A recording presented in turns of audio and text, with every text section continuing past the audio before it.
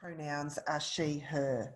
I am the Chief Executive Officer of Children and Young People with Disability Australia, and we are the national representative organisation for children and young people with disability.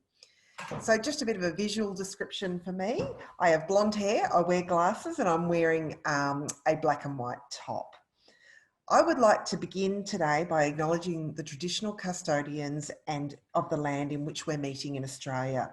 I am in the Alpine Shire and wish to acknowledge the Dodera, Waywaro, Waiamathong, Tongarong and Gunai Kurnai peoples as the traditional custodians of the Alpine Shire.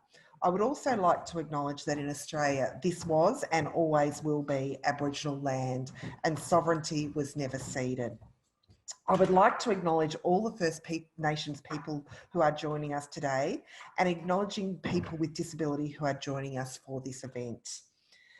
I'd like to also acknowledge Queensland Advocacy Incorporated, who in partnership with Children and Young People with Disability Australia are hosting this side event at the UN cost.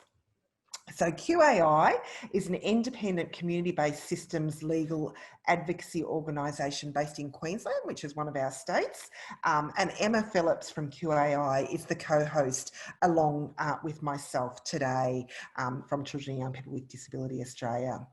Unfortunately, we do not have sign language interpreters available for this event. However, we do have captioning available and please click on the closed caption option to make this live for yourself. But after this event, we will be making this video available with sign language. You are able to ask questions during the presentation through the chat function, which will be moderated. These questions will not be answered between presenters as we have a number of presenters today. However, we will have time at the end. I'm delighted that we've got a great line up of speakers today, including 5 young Australians. It's so important that their voice for inclusive education is heard and that they are leading the change. We have a range of speakers with significant expertise in inclusive education and the young people who've experienced Australia's education system, advocates, academics who advocate for inclusive education. I would now like to introduce the work we've been doing to drive inclusive education in Australia. Australia has ratified international treaties, including the United Nations Convention on the Rights of Persons with Disabilities, that recognise human rights for children and young people with disability and impose Australia as a state party certain legal obligations, including the right to inclusive education. In September 2019, the UN Committee on the Rights of Persons with Disabilities released its concluding observations following its review of compliance, Australia's compliance with the CPRD.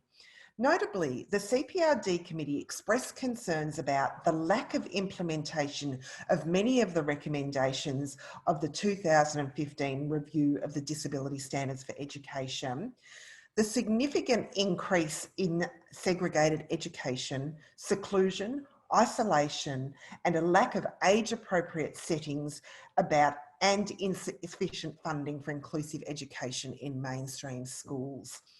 And the fact that there is no national disaggregated data on students with disability, including the use of restrictive practices and cases of bullying.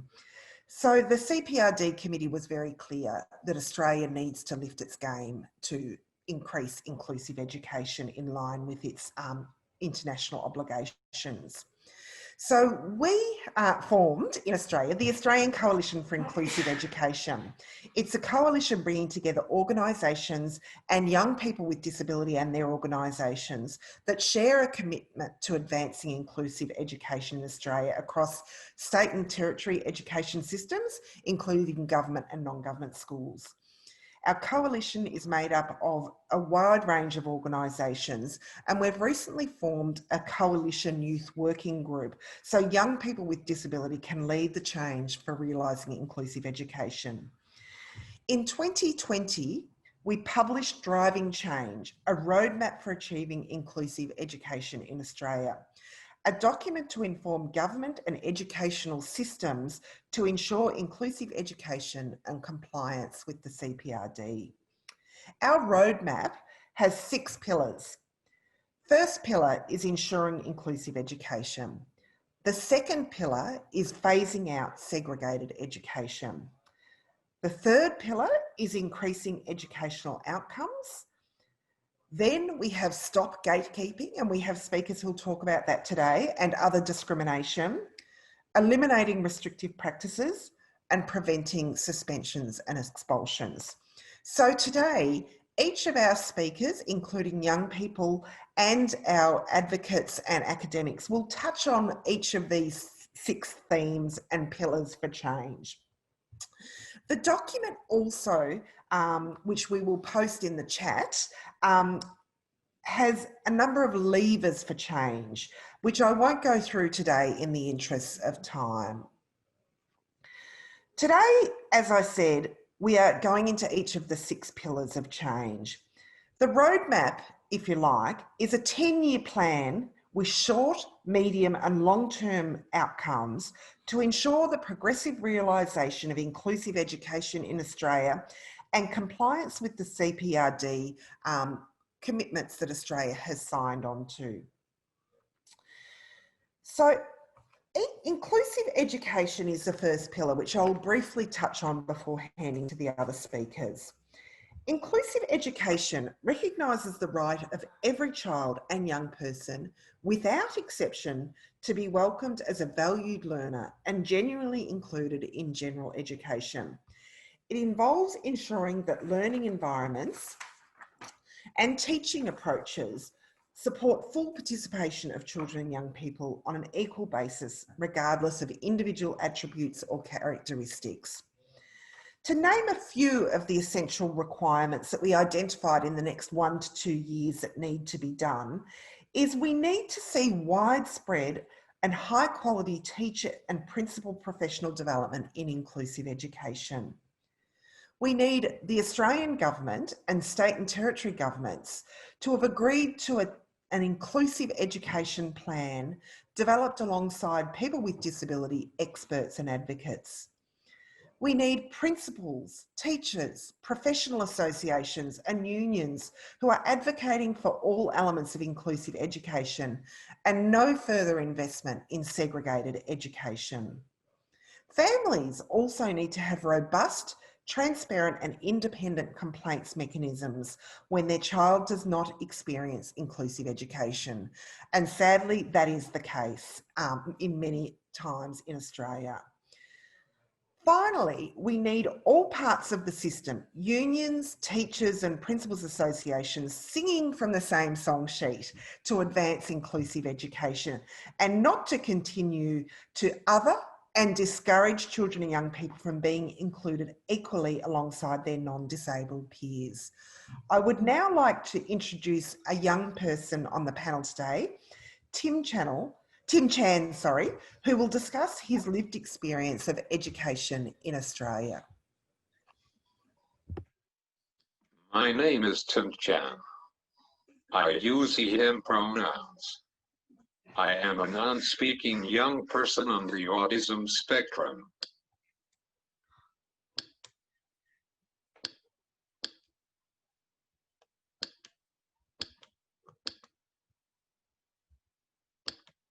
Non-speakers often face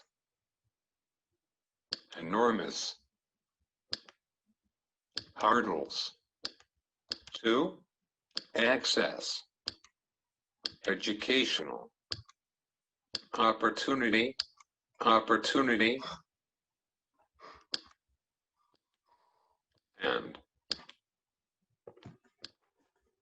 my experiences have been no different. Non-speakers often face enormous hurdles to access educational opportunity, and my experiences have been no different.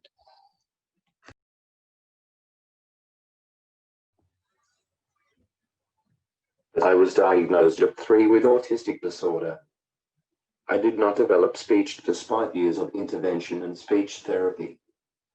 I picked up typing with assistance to communicate when I was 9 years old, and through much practice, have been able to use this method to participate in mainstream primary school and engage in activities. On graduating from primary school, I enrolled in a mainstream high school. The high school was huge, causing sensory and overload challenges in addition to my high levels of anxiety. But the major stumbling block involved communication. Despite a meeting at school prior to starting Year 7 where I demonstrated my typing to talk, the school deemed that assisted typing was controversial and refused to allow this mode of communication. Furthermore, the school did not give permission for my teacher's aide to undergo training to support my typing in Years 7 and 8, and my voice-generating device sat at her desk for the entire school day. Because I could not type, I was unable to participate in any classwork. I was often in the library or a tutorial room with the aide doing kindergarten type work like coloring, letter and number recognition and counting. I was also actively discouraged to participate in excursions, school camp and other events. In addition, the school gave explicit messages to my mum to consider dual enrollment with the special school, or to go to another school. Without the means to type to communicate, it was enormously frustrating in not being able to express myself or connect with people. Furthermore, the lack of acknowledgement of me as a person led to an overwhelming sense of social isolation, alienation, and loss of self-confidence. It became really difficult to step into the school gate in the morning, knowing that I would be non-communicado and mostly invisible to people. After 6 months of living with a crippling sense of isolation and powerlessness, I developed clinical depression and anxiety-related obsessions requiring psychiatric intervention. I even had intermittent thoughts of self-harm.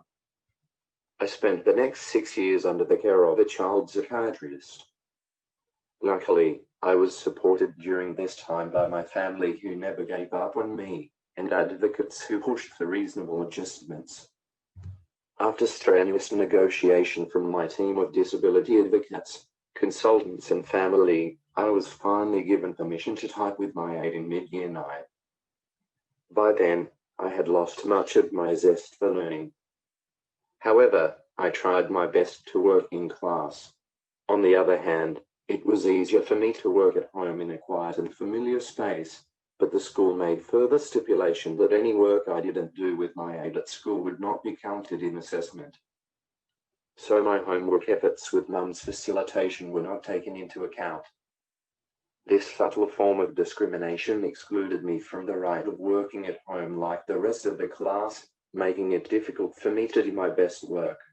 The barriers to inclusion for students with little or no speech often come from a lack of understanding of our complex communication needs.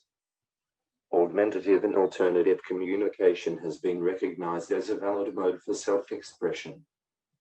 Without this means of communication, we cannot engage with learning in mainstream settings and develop to our full potential. Thank you. I would like to hand over to our next speaker, Cartier. Thank you, Tim, and good day to you all, or perhaps good evening, depending on where you are at the moment. My name is Katya Malcolm. My pronouns are she, her, and I'm an advisor for All Means All, the Australian Alliance for Inclusive Education, a member of the Australian Coalition for Inclusive Education. It's an honour to be part of this event, and I am joining you all from Perth, Western Australia, Jock Young country. So before I begin, I would like to acknowledge the traditional custodians of lands around the world and pay my respects to their elders, past and present. The second pillar of the roadmap for achieving inclusive education in Australia is phase out segregation. Segregation has been an enduring theme in the global struggle for disability rights. As CRPD Committee Vice Chair Rosemary KS recently stated at a public hearing of Australia's Disability Royal Commission, it is important that we understand that the CRPD is about addressing segregation on the basis of disability. The CRPD committee, in its general comment number 4 on the right to inclusive education, has defined segregation as occurring when the education of students with disabilities is provided in separate environments designed or used to respond to a particular or various impairments in isolation from students without disabilities. This definition clearly captures special schools as well as special classes for students with disabilities and special units in mainstream schools. The committee has expressly characterised segregation as a discriminatory practice and called on countries to end segregation within educational settings. Paragraph 39 of the general comment further provides that the full realisation of Article 24 is not compatible with sustaining 2 systems of education, mainstream and special segregated education. Australia, despite its ratification of the CRPD over a decade ago, continues to operate a dual-track system of mainstream and segregated education. The Roadmap for Inclusive Education recognises that dismantling this dual system architecture is critical to the realisation of the human right to inclusive education and outlines a strategy to not only arrest the growth of segregated education in Australia, but also to phase out all segregation over a 10-year period. It proposes a range of outcomes using levers such as law and policy reform and capacity building for stakeholders in the education system. So in the first 1 to 2 years, it proposes that governments cease new enrolments of students entering the first year of primary school into special schools or special units or special classes in mainstream schools. Adopt evidence-based teaching practices to support inclusion of all students, support teachers and families, and commission appropriate research to support the implementation of inclusive education. In addition, there should be a ceasing of new investment in segregated infrastructure and a plan and monitoring of the transition of students and staff out of segregated education settings. Critically, people with disabilities, and especially young people with disabilities, must be involved in the co-design of all these processes. The roadmap then envisages in a 3 to 5 year period that all new enrolments in segregated settings in primary and secondary schools should cease via a grandfathering method, and every child's right to inclusive education should be reflected in, protected by, and implemented through education law, policy and practice. And segregation of students with disabilities is to become understood as a human right and best practice and not a legitimate parent choice. Current segregated settings over that period are to be gradually repurposed for general student populations. The roadmap then envisages in the final 5 to 10-year term that there would be a consolidation of inclusive practice in schools with a corresponding decrease, and by the end of that period, an end to the segregation of students with disabilities within all school settings. Schools would be transformed to become universally accessible, welcome and inclusive of all students with disabilities. Key levers to achieve desegregation would recognise segregation as an unlawful form of discrimination and allocate resources into a single system. Driving change, a roadmap for inclusive education in Australia, is a clear and unequivocal call to governments and education systems to take the necessary steps to address systemic barriers and ensure education for all on the basis of equality and non-discrimination. I'd now like to hand over to Mel to speak about her experience in the next area. Thank you. Thank you, Katya. Thank you. It's such a pleasure to be here today, to be able to spend some time with you. My name is Mel. I'm based in Sydney, Australia. I'm a product designer at a social enterprise called Higher Up here in Australia, as well as one of the board of directors with CYDA. But as a designer and as a social entrepreneur and disability advocate, I've always been passionate about design and technology and problem solving through the creative lens in order to help shape a future that is more inclusive. but I realized that passion could only get me so far. What I quickly learned was that we all need to be seen as curious individuals who wants to learn. Be surrounded by leaders who can teach us to embrace our unique perspectives.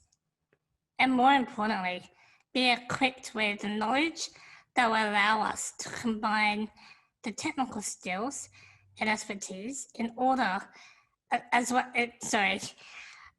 combine our knowledge with our unique perspectives in order to work in the areas that we are most passionate about.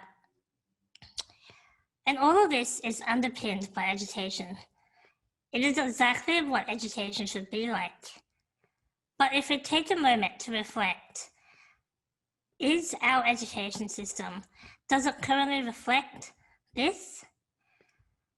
Access to quality education is a fundamental human right, yet it is an ongoing battle that we fight every day, especially in the disability sector. We hear many stories about the experiences of people with disability accessing education.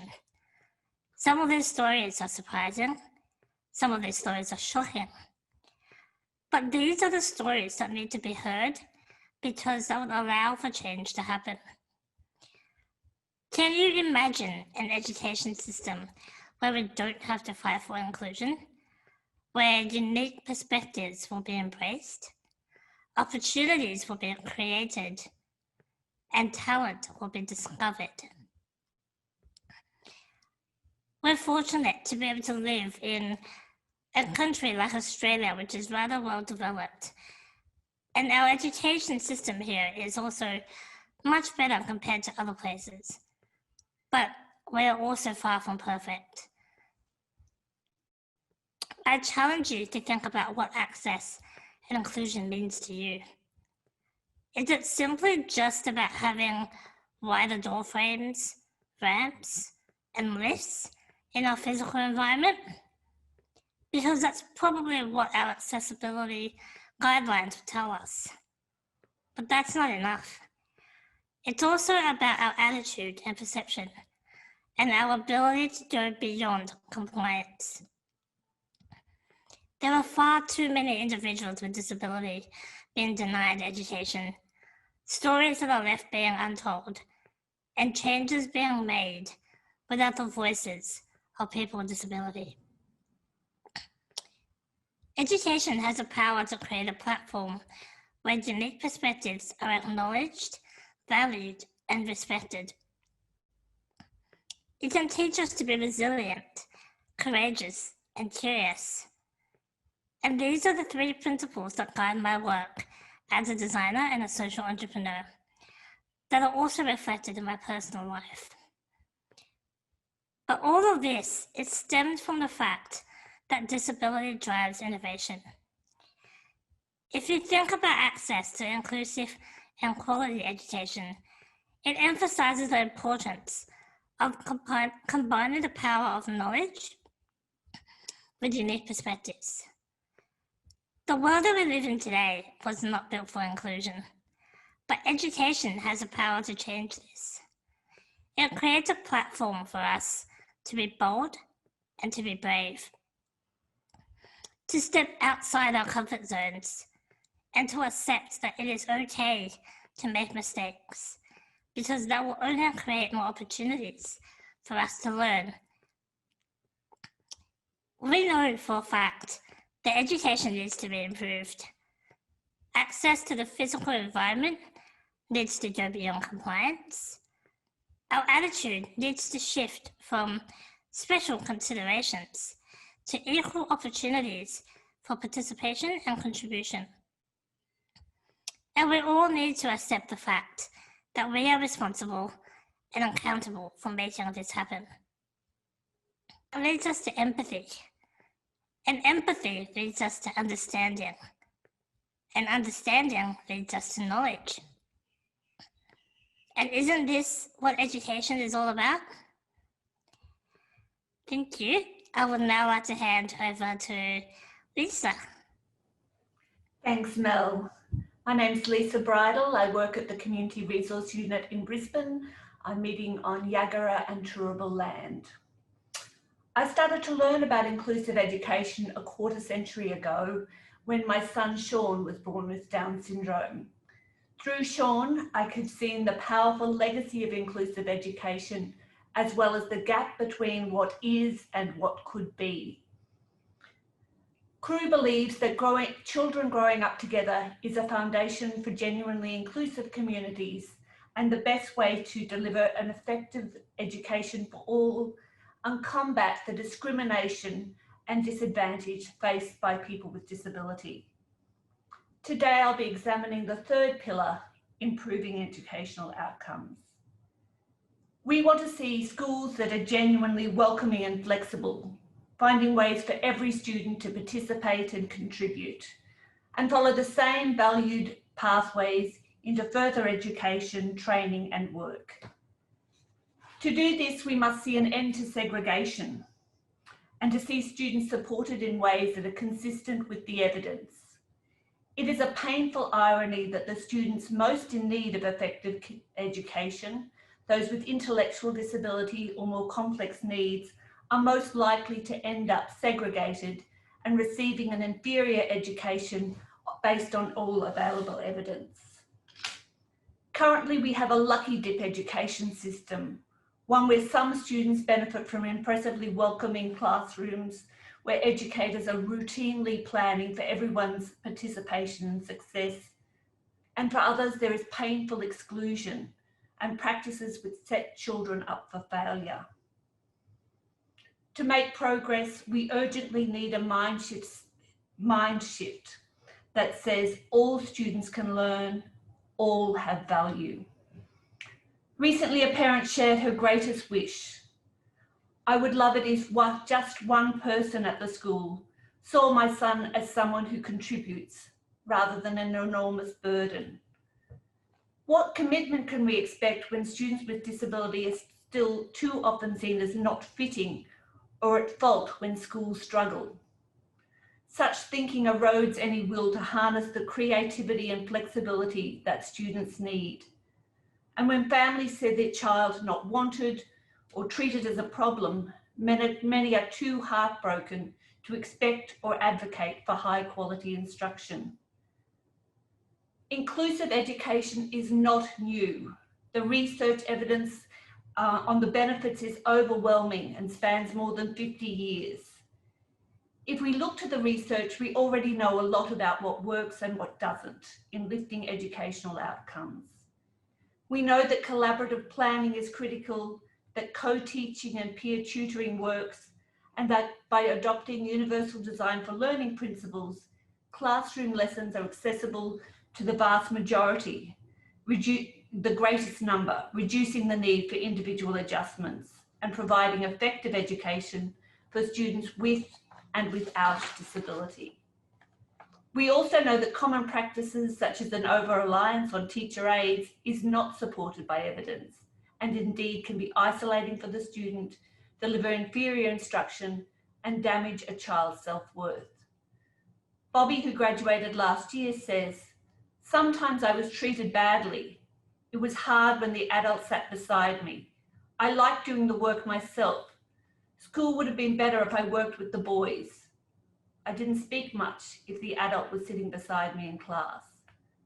So our supports must strengthen the bond between students and contribute to students being and having a sense of themselves as independent learners. Both pre-service and current teachers need access to good role models, developing skills by co-teaching with experienced and confident UDL practitioners, and having access to quality examples of how to include all students in the same curriculum.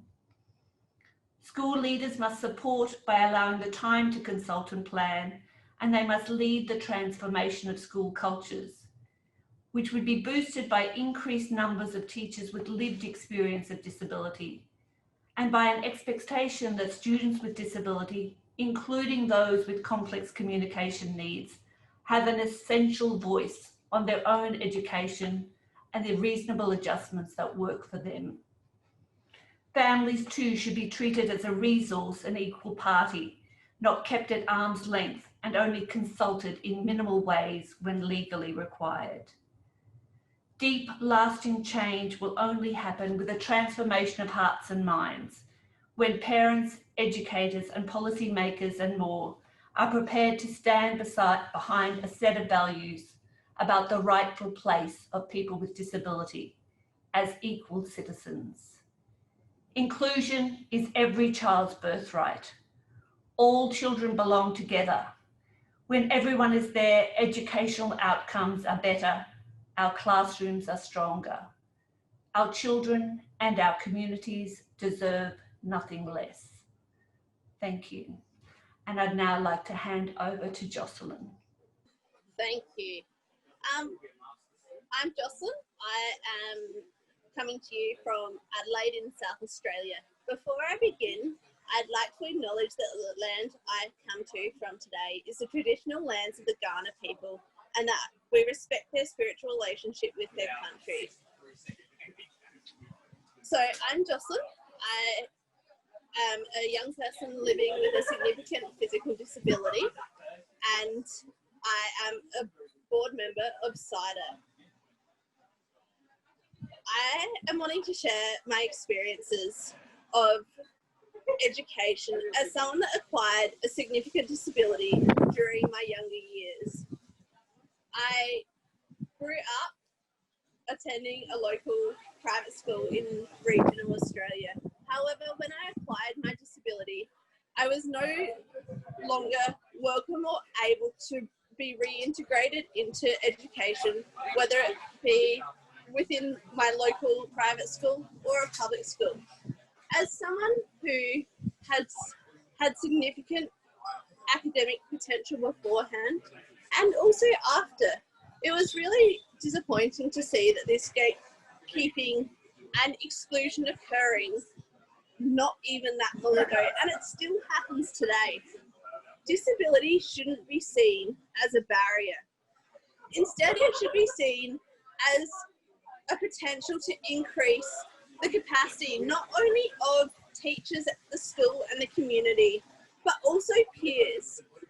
Change within education around inclusion is really important for bringing that into society. It is also really important that every single person, regardless of whether they have a disability or not, has access to quality education. After all, education is a tool and a platform to ensure people are well prepared, not only to be able to reach their full potential within society, but it also expands their vision and outlook on the world and develops the capabilities that one requires to fight against injustice, violence, corruption, and many other elements of society. For these people that are already vulnerable, not only are they being not given the opportunity to meet their potential, the opportunity for education, which is the right of every single person, but they're also being not given the opportunity to access education and tools and growth that will support them in fighting the injustices they will experience as a result of disability. I think from my experience, as someone who wasn't able to return to education after year 9, which was already excelled, and the fact that I was able to go to university before my peers and succeed at university is a really eye-opening thing. People have capacity, people with disability have capacity. We need a system that will be inclusive and focus on their potentials and capabilities to enable people to succeed. So I guess for me, one of the biggest takeaway things would be we need to create a system that focuses on potential. We need to stop schools being able to turn people away. We need to ensure that regardless of capacity, regardless of ability, every single person can access education at their local or chosen education place of education. And I think moving forward, we need to ensure that regardless of where someone is, what someone's doing, or what stage of life, we start making these changes and implementing them strictly into education, both in primary and secondary education, to ensure that inclusion becomes a norm for society and that comes into further generations. So I'm now going to hand over to Bob for this next section. Okay, yeah, my name's Bob Jackson. Over in Perth, the land of the Noongar people. Okay, starting my video. Yeah, and I very much hope we can work together on reconciliation across the country. My main interest has been the inclusion of people with disabilities and the gatekeeping that's actually occurring. If we think about the Disability Discrimination Act that was 1992 and said all discrimination against students with disability is outlawed. Disability Education Standards 1986 clarified that and gave very specific information on what should be allowed and what is not allowed. And then in 2016, the Senate actually had an investigation of what was happening in education, and they received all these reports about children being both restrained, secluded, and all of those things that we've been hearing at the Royal Commission, but also a huge amount of gatekeeping where people were just pushed out of regular schools or just not allowed in. So to find out how common this was, we surveyed 700 families across Australia. That was all states, all territories, private, public, all levels of education or all levels of school education. And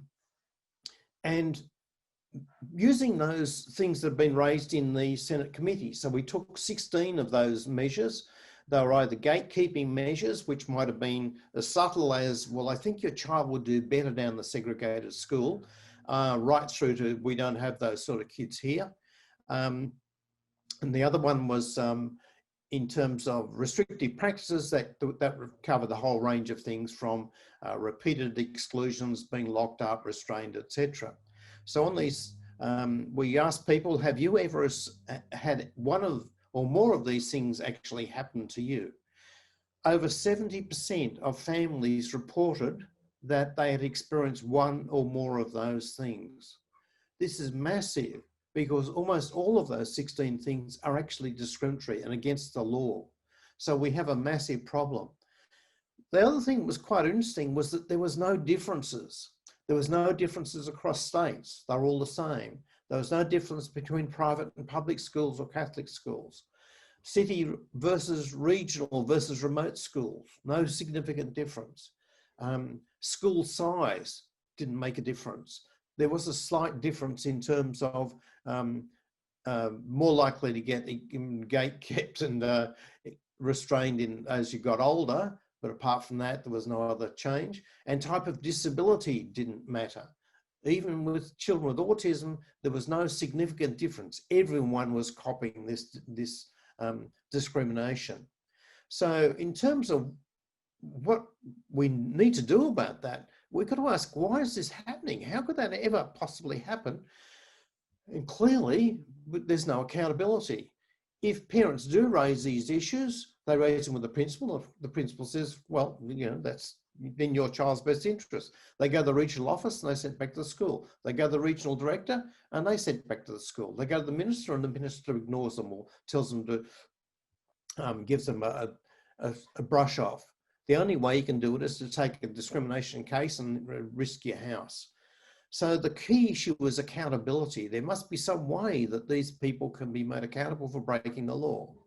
And in terms of levers for change, the one that was raised by Mary earlier in particular is the independent appeals mechanism. I think is absolutely critical in terms of this. In America, there are several states that have got a situation where there's a tribunal that can make judgments, make a hearing the case, make judgments and enforce them.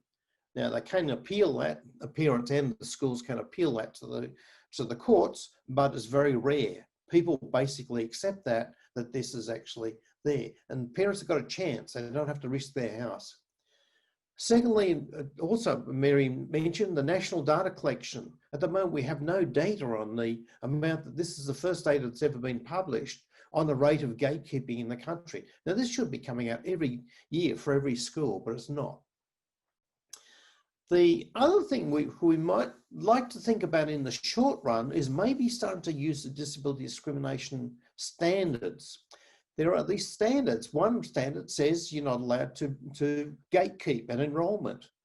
Now, if we actually take that and say this and set that to the principle of saying this is the law in relation to that, and it is the law, how can you justify doing that? And I think we should be actually pushing the law right under their noses, because the disability education standards are much clearer and much harder to avoid in terms of the wording.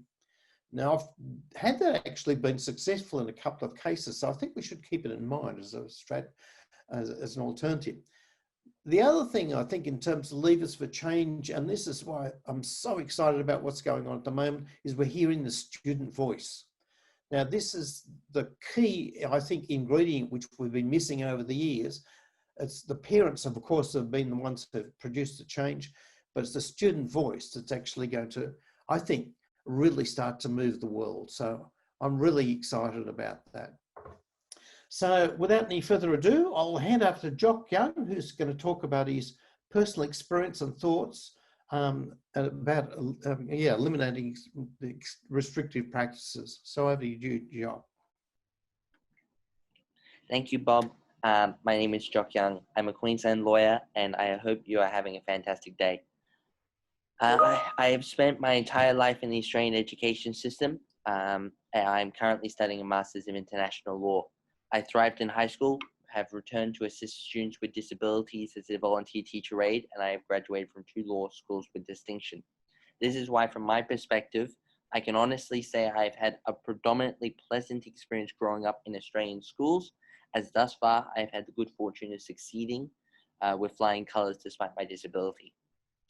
When I was first diagnosed, a nurse told my dad that he could give up on any dream he had for me when I grew up. Naturally, my family did not take kindly for this, and we have spent everything we possibly can to ensure that this is not the case. Whatever I put my mind to, I compete on a level playing field.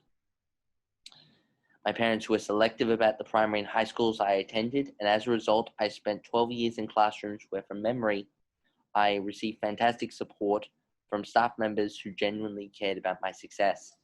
Perhaps the most prominent example of this was in my senior year, when my teachers unanimously insisted I receive a laptop so that I complete my assessment to the best of my ability. Likewise, I chose my university because it is a fantastic special education department. I cannot imagine what law school would have been like if I didn't have the access to the services they provided. From my very first online test, I received all of the reasonable adjustments I received from high school, in addition to 2 computer monitors, a height adjustable chair, and 10 minutes worth of rest break, which I was actively encouraged to exploit. For 3.5 years, they had my back, and while studying my master's, they still do. Admittedly, yes, I've encountered days when the Australian education system isn't as friendly as my experience would suggest. When I was being interviewed for my high school, my mother, who works in special education, was told that I would be better off learning at the high school down the road, which, despite being built on a cliffside, which I accidentally dived over on my one visit to the campus, specifically catered for students with vision impairments. And until the administration saw my report cards, they were extremely reluctant about me attending. Moreover, my professional experiences exposed me to instances where students are treated inappropriately because either the teachers were inadequately prepared to handle the students' idiosyncrasies, or the administration was overly eager to use bureaucracy to stifle their capacity for learning and improvement. During my time as a systems research paralegal for QAI, I assisted with the drafting of the organization's submission to the Disabilities Royal Commission on Restricted Practices. It is therefore my pleasure to segue into this pillar of the ACI's roadmap change. Restrictive practices may be physical, mechanical, chemical, or derived from intimidations or threats. But whatever shape they take, they are always cruel, inhumane, and degrading. That's why I share ACI's hopes that in 2 years we have developed a system. I won't step on the toes of our next presenter. Speaking of which, I'd now like to pass on to Tamara Weiss, who will elaborate on restrictive practices and her perspective. Thank you. Thank you, Jock. Hello, everyone. My name's Tamara Weiss. I'm a professor in the law school at the University of Queensland, and I sit on Yagara and Turrbal lands in Brisbane. I'm going to talk about restrictive practices, and restrictive practices are practices that have the effect of restricting a person's freedom of movement, where the primary purpose of that restraint is to protect them or others from harm. Now, some restrictive practices have already been discussed, so segregation and gatekeeping can be considered restrictive practices. So can expulsions and exclusions, which we're going to talk about shortly. So what I'll aim to do is fill in the gaps and talk about other restrictive practices that are being used in the Australian context. And I'll mostly talk today about 3 types of restraint: chemical, physical, and environmental. So if we start with chemical restraint, I think this is really the one that flies under the radar most in an education context. So chemical restraint is defined as the administration of a drug in an emergency situation to respond to a crisis. And in Australia, this is generally prohibited in schools. But one thing that happens an awful lot is convincing parents to medicate their children, or making children's access to education being dependent on them being medicated.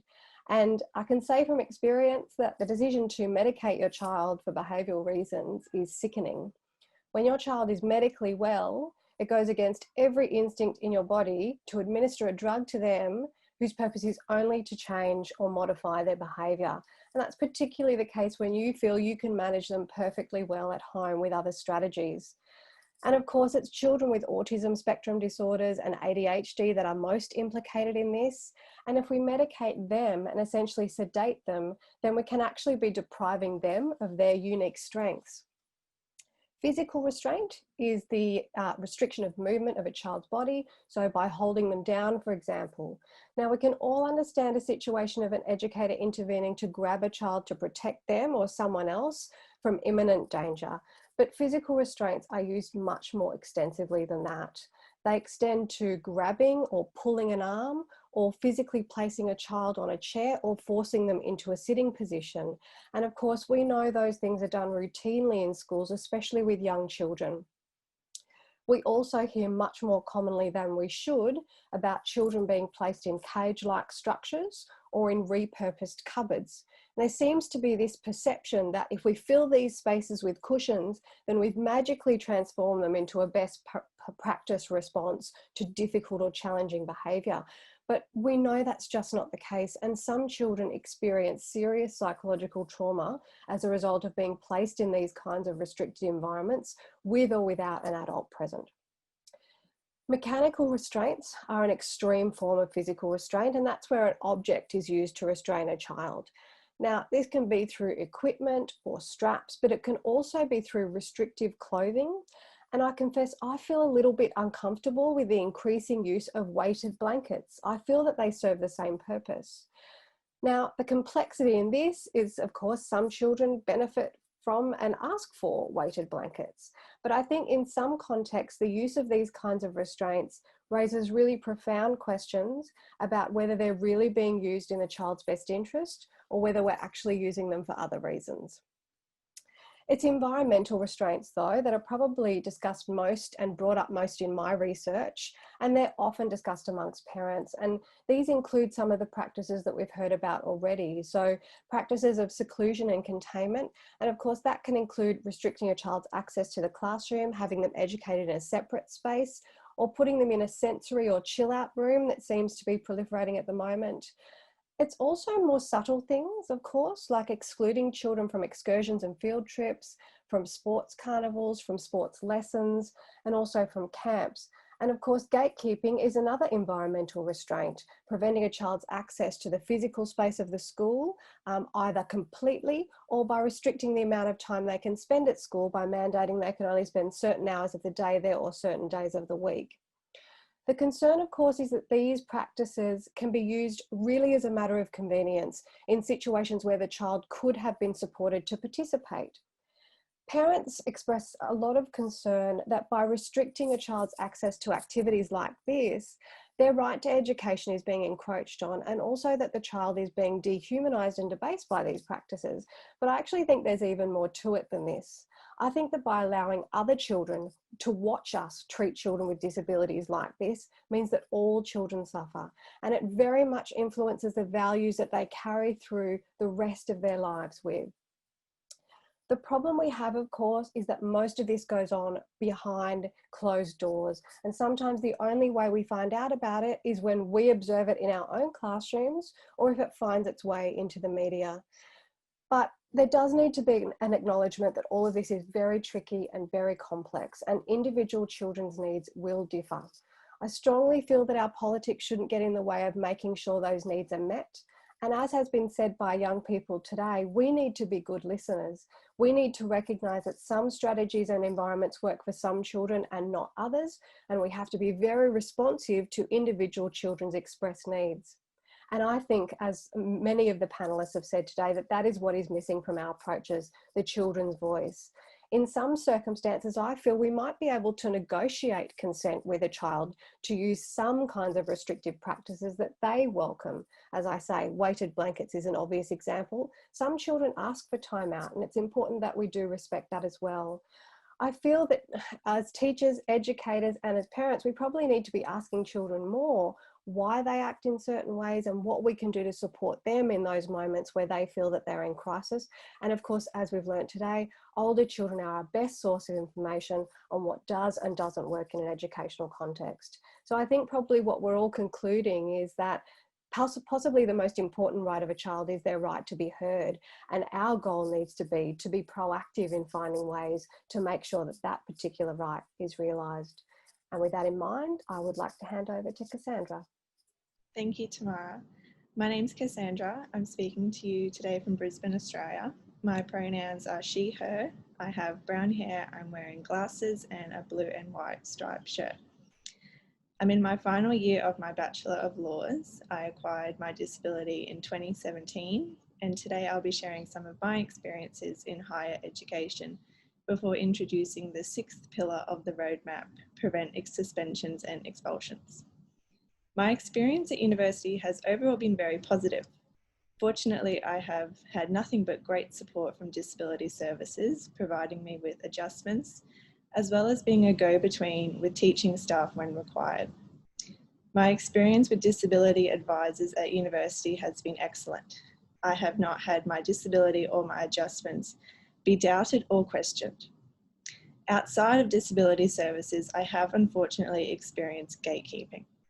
For example, I have been strongly asked to consider different opportunities because of my disability, because the opportunity I had chosen did not believe they could support me and didn't want to provide adjustments. Outside of academic support is where I've seen a gap in support, inclusion, and culture, and this is where I have encountered barriers. For example, orientation events in semester 1 this year were not wheelchair accessible. As a result of me raising this issue with the university, I was invited to be a student representative for disability services, to raise student issues like this directly to staff and to be a link between students with disabilities. There can be a disconnect between staff and students, and staff have informally provided feedback that having a direct student link is valuable.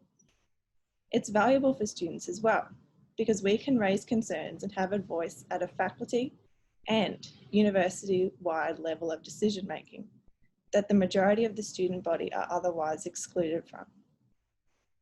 Through student representatives, staff are made aware of issues, barriers, and discriminatory policies and practices.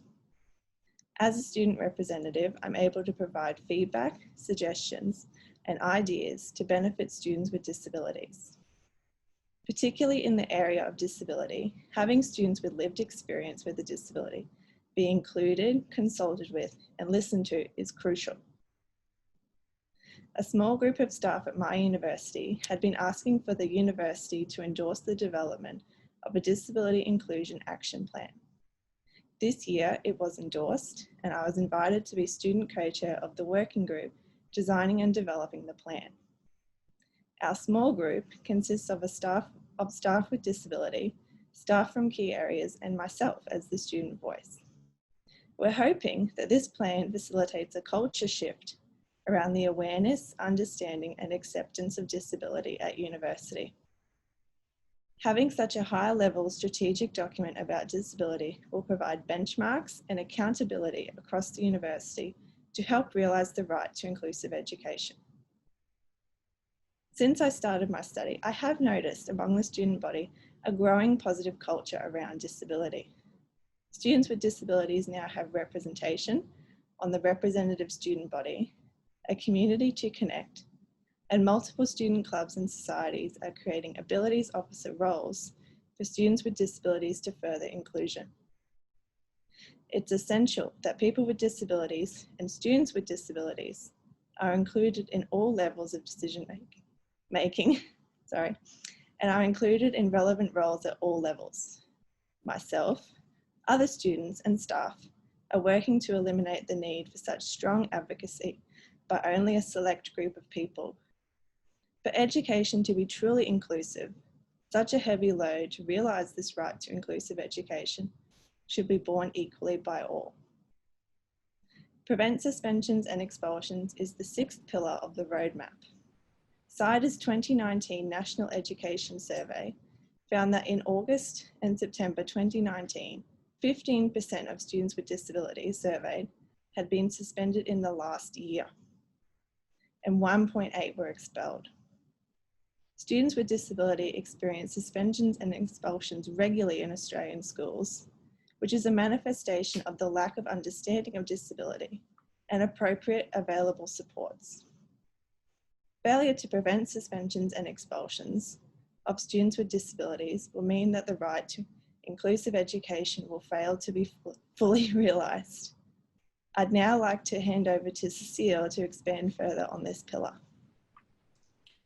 Thanks very much, Cassandra. And hello, everybody. My name's Cecile Sullivan-Elder, and I'm the Executive Officer of Family Advocacy, a disability advocacy organisation that works across New South Wales, which is the state of Australia. I'm joining you today from Sydney, and I'd like to acknowledge the traditional owners on all lands that we meet on across the country. As a statewide disability advocacy organisation and residing in the most populated state of Australia, nearly 60% of our calls relate to families seeking advocacy support in relation to barriers experienced when supporting their children into the local school, in essence, an inclusive education. Today, I'm going to be talking to you about the suspension and expulsion of students with disability, which is the sixth pillar within the roadmap for change. The suspension and expulsion of students with disability in Australian schools are very much overrepresented, with many students receiving repeated suspensions and in most cases representing the school's failure to appropriately support the student. The student is then used as a scapegoat and seen as the villain, and reinforcing within our system that students with disabilities do not and cannot belong. This of course can lead to the student being expelled, damaging the student's learning, social, and in some cases, future aspirations of a normative life. There are many signposts that lead to why this is the case, and certainly some of these things have been covered already by today's panellist. So what do we want to see in Australia in relation to the use of suspension and expulsion? This is quite simple. The necessary outcome is the elimination of suspension and expulsion across all Australian schools. We realise the elimination of suspension and expulsion will require a paradigm shift along with some key strategies that will enable effective change. And some short-term strategies, we're talking about 1 to 2 years, that we've covered in our roadmap are things such as good quality data. This data would be collected on suspension and expulsions, and it would be needed to be publicly available and reported. This would be an essential first step to enable effective tracking. It would also enable hotspots for the overuse of this practice to be highlighted so that more concentrated efforts can go into addressing this at the local level. The data would also need to track things such as age and sex of student, length of suspension and expulsions, and actions taken to mitigate this. Another short-term strategy required is state and territory policy development to address the whole of school response to required to eliminate the use of suspension and expulsion, with the policy providing guidance and clear expectations for schools across Australia. We also need law, with legislation to be enacted in each jurisdiction to prevent suspension and expulsions of students with disabilities. The accountability of schools is also critical, and families and students being able to navigate a complaint system is essential and currently lacking, with the key to success of this being its independence, completely separate from schools and systems investigating themselves. Currently, as I said, this is not the case, and the matter of urgency around this is critical. The training of teachers and schools is also another essential step in supporting students effectively to mitigate risks of suspension and expulsion. This also includes addressing things such as curriculum adjustments and essential sports for the student. It's also the independent investigation of schools where the students experience more than one suspension, I should say, and the expulsion is considered to ensure compliance at the local school has occurred in relation to policy supports and actions taken. And largely the gap around student voice needs to be captured and put into this transformational change piece, and to feed any kind of redress approaches that we had at improving the system generally. So what does success look like if these strategies are implemented effectively across Australia? In the medium term, we want to see, and we do believe that we'll see a general decreasing of the use of suspensions and expulsions for students with disability, that the independent complaint mechanism has been effective in ensuring school systems are held accountable for reducing suspensions and expulsions, and that these are things such as scorecards, families and students report that it's been effective, they've been heard and their issues have been resolved satisfactorily.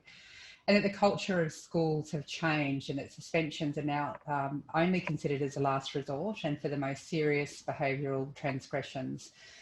Governments in Australia need to move past the why and need to move to the how.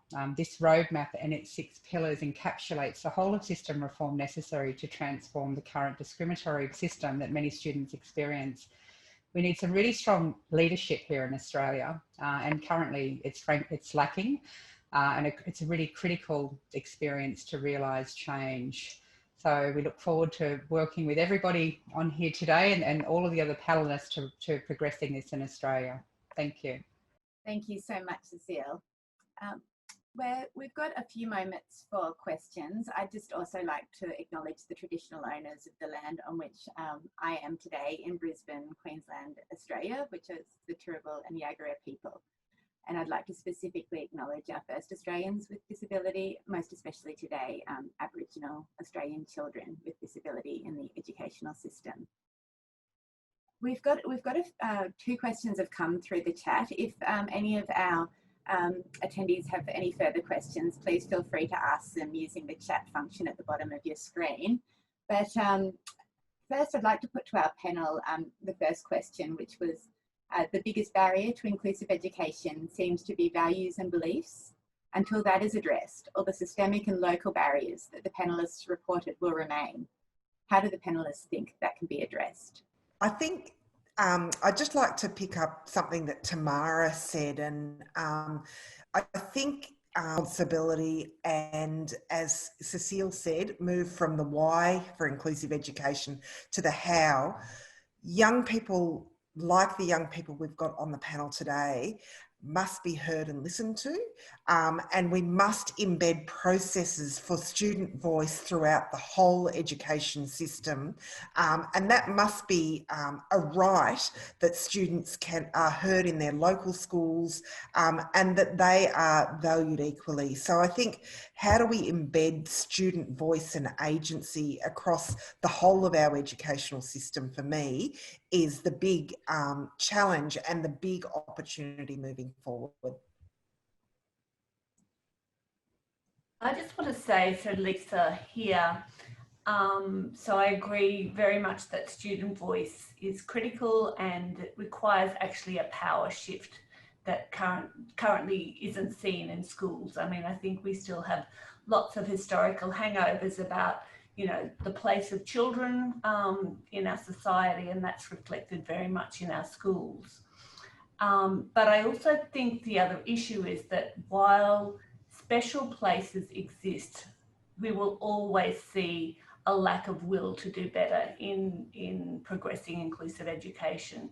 So that's not a position perhaps that I believed 20 years ago, but I have seen so often that while whenever times get tough for schools, that the idea that there is someplace better for students who are seen as other is always going to be the threat that exists. And that's, I guess, a key systemic issue that we need to address, really. And so I think that that issue that students need to be in our schools to be known and valued.